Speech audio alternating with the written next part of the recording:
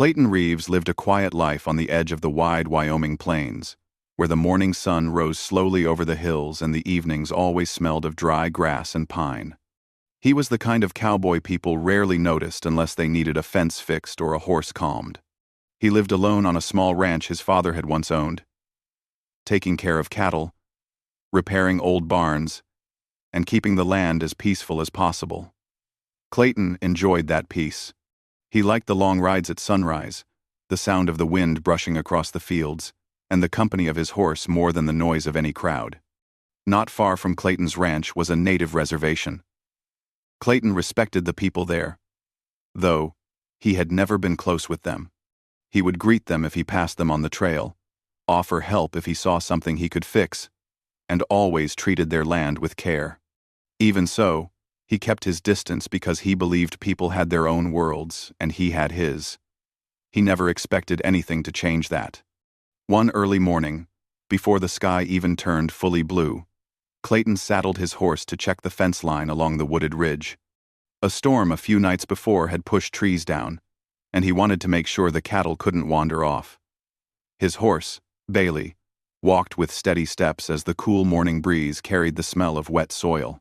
Clayton felt calm, the way he always did during those early hours. As they reached the thicker part of the woods, Clayton suddenly heard something unusual. At first he thought it was the wind sliding between the trees. But then he heard it again, soft, strained, almost like a call for help. He pulled the reins and listened closely. Bailey perked her ears, sensing the change. The sound came once more, clearer this time, echoing faintly through a narrow canyon to the east. Clayton felt a pull in his chest. He didn't know who it was, but someone clearly needed help. Without hesitation, he turned Bailey toward the canyon. The path was rough and narrow, lined with brush and loose stones, but Clayton kept going, guided by the rising anxiety in his gut. As he got closer, he could hear words now worried, breathless words spoken by an older voice. Clayton moved faster. When he reached the small clearing near the canyon floor, he finally saw him, Elder Dakota, a respected storyteller from the reservation, known by many but truly understood by few.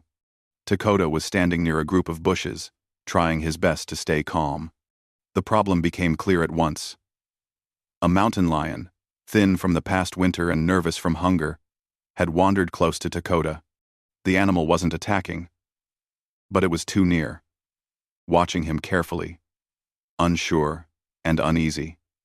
The air felt tense, as if any wrong move could frighten the creature.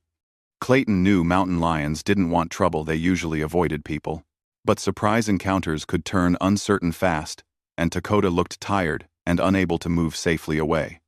Clayton breathed slowly. He didn't want to frighten the animal, and he didn't want to put Dakota at risk. He gently guided Bailey forward until he was at a careful distance. The mountain lion's ears flicked toward him, but it didn't move. Clayton spoke softly, the same way he spoke when calming a spooked horse. His voice was low and steady, carrying no fear. He talked to the animal as if it could understand every word, telling it he meant no harm. Dakota glanced at Clayton with a mix of relief and concern.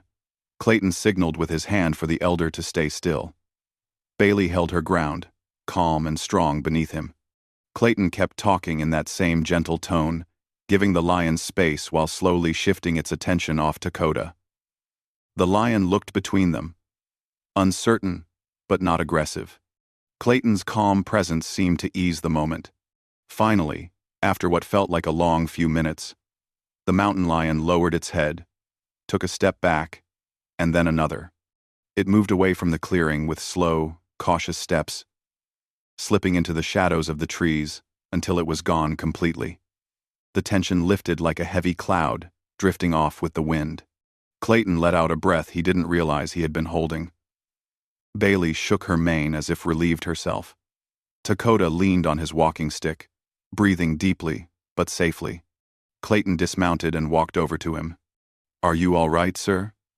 Clayton asked gently. Dakota nodded. "I am now. You came at the right time." "I'm glad you're okay," Clayton said. "Let's get you out of here." Dakota explained that he had come alone to gather medicinal plants he had used his whole life. He had taken the same path for years, never expecting to meet a mountain lion so close. He wasn't hurt, just shaken, and grateful for Clayton's arrival. Clayton offered to help him gather the plants he had come for. Dakota accepted, with a warm smile. They picked them together, moving slowly and talking lightly. Clayton usually wasn't one for long conversations, but something about Dakota's presence made him feel at ease. The elder spoke about the land, the stories it held, and the ways people forgot how to listen to the quiet things around them. Clayton listened with respect, feeling as if he were hearing something important. When they returned to Bailey, Clayton helped Dakota onto the horse so they could ride the easier part of the trail. They traveled the rest of the way back to the reservation in calm silence. People came out when they saw Dakota approaching with Clayton by his side. Their relief turned to surprise when they learned what had happened. Clayton felt uncomfortable with the attention and quickly said he only did what anyone would do. Dakota placed a gentle hand on Clayton's arm. "Not everyone listens to their heart the way you did," he said. Clayton didn't know how to respond to that. He nodded, said goodbye, and rode back to his ranch before the crowd could grow. He didn't like fuss, and he didn't want the tribe to feel they owed him anything. To him, it had been simple. He heard someone in trouble and went to help. That was all. Over the next few days, life returned to normal. Clayton went back to fixing fences, feeding cattle, and tending to chores. But he found himself thinking about Dakota more than he expected. The elder had a peaceful way of seeing the world that Clayton admired. He wondered if he might visit the reservation someday, just to hear more of the elder's stories. Clayton didn't know that word about what he had done spread quickly across the reservation. People spoke about the cowboy who came when one of their most respected elders needed help. They said he showed courage with kindness instead of force, using calm strength instead of anger. To them, that mattered deeply. Clayton had no idea that something was being prepared on the tribe's side. He had no clue that plans were forming, or that dozens of horseback riders would soon gather for a reason that had nothing to do with trouble and everything to do with honor. He believed the whole thing was behind him. He believed no one remembered, but the people remembered, and they were not finished with Clayton Reeves. Something extraordinary was on its way to his ranch, something he could never imagine. Clayton Reeves woke up a week after the event, with no idea that his quiet world was about to change. The morning felt like any other morning on his ranch. The sun was just beginning to rise, painting the sky with soft pink and gold. Bailey was already awake in her pen, gently pawing at the ground. The air was cool, and the smell of sagebrush drifted with the breeze. Everything seemed as peaceful as ever. Clayton stretched his arms and stepped outside with his coffee cup. He loved that early hour silence, the kind that made the world feel brand new.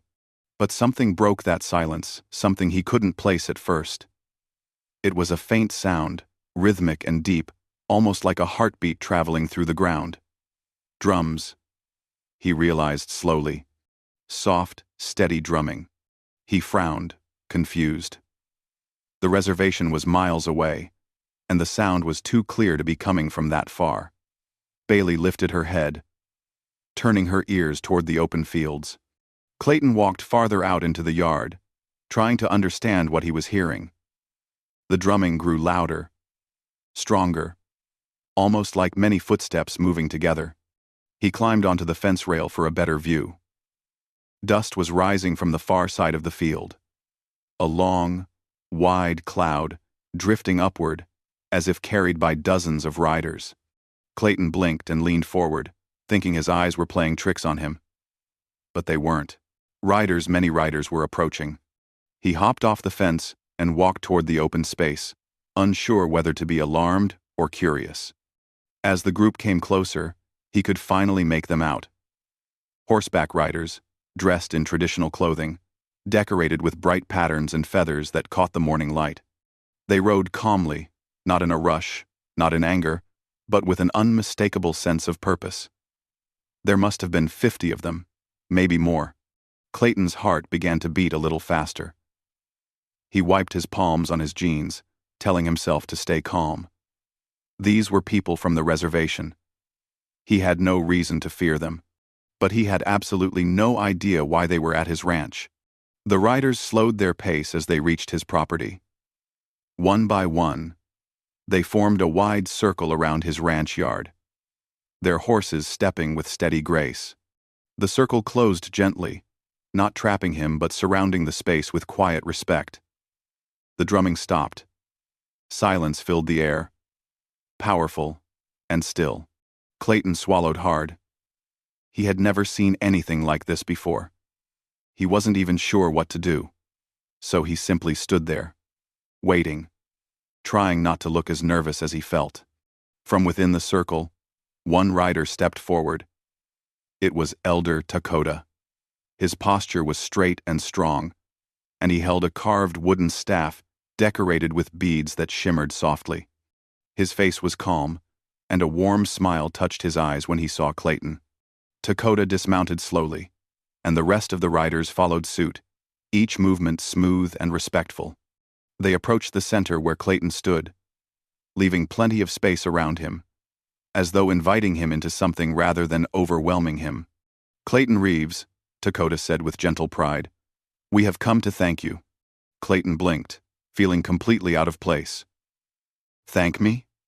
Sir, I didn't do anything special." A soft murmur rose from the group, not disagreement, not criticism, but simple disbelief that someone could think so little of his own kindness. Dakota stepped closer. "You came when you heard my voice," he said. "You came when you didn't have to. Many people ignore the cries of strangers, but you listened. You helped with calmness and heart." Clayton rubbed the back of his neck, embarrassed. "I just wanted to make sure you were safe. That's all."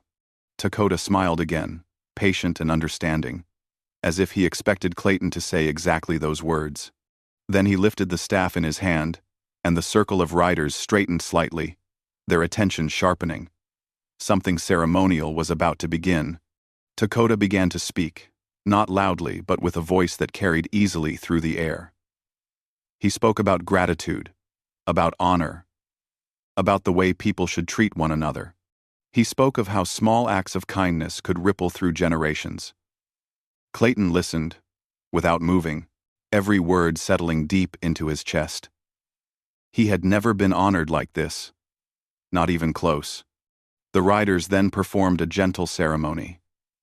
They sang in soft, steady voices, the kind of singing that seemed to blend with the wind and the earth itself.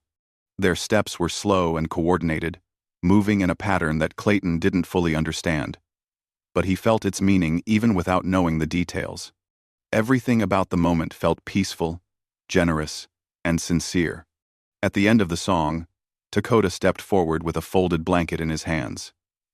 The blanket was beautifully woven, with colors that reflected the land: earthy browns, sky blues, and sunset reds.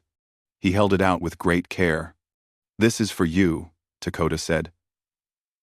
Clayton's throat tightened. He reached out slowly and took the blanket, feeling its weight and softness. He didn't even know how to respond.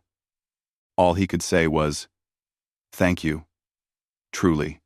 But Dakota wasn't done.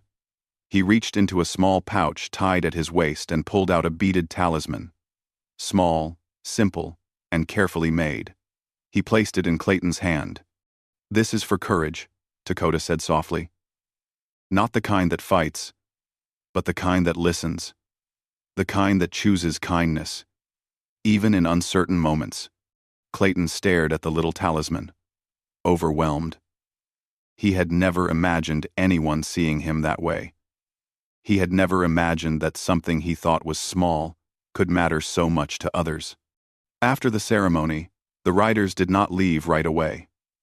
Instead, they stayed for a while, talking with Clayton, laughing gently, asking him questions, and sharing stories about their community.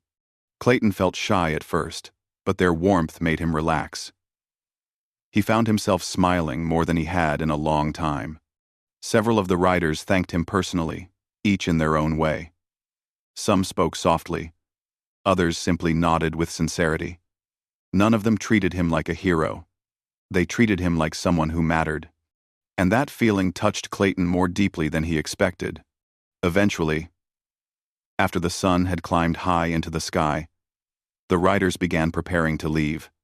One by one, they mounted their horses again, forming another circle, as they had before. Dakota gave Clayton a final, respectful nod. "You are welcome among us any time," Dakota said. "Our doors will open for you." "I'd like that," Clayton replied, his voice quiet but steady. With another round of gentle drumming, the riders broke the circle and rode away, their figures slowly shrinking into the horizon. Clayton stood there long after they disappeared, holding the blanket and talisman against his chest, letting the moment sink in. The ranch felt different now, warmed by something he had never expected to feel. As he walked back toward his house, Clayton felt a new sense of connection. The land felt the same, but he did not. He had always lived alone, believing he didn't need anyone, and that no one needed him. But now he understood something important. People notice kindness. People remember gentleness. People honor those who listen. He hung the talisman in his barn, where the sunlight would touch it every morning. He folded the blanket carefully and placed it in his home, where he could see it every day. And though he didn't say it out loud, he knew he would never forget the sight of 50 riders surrounding his ranch, not with fear, but with gratitude. From that day on, Clayton Reeves was no longer just a quiet cowboy living on the edge of the plains. He was part of a story that crossed cultures and hearts, a story told across the reservation, across the ranches, and across the open land where kindness traveled farther than anyone expected. And little did he know, this was only the beginning of the bond that would change his life forever.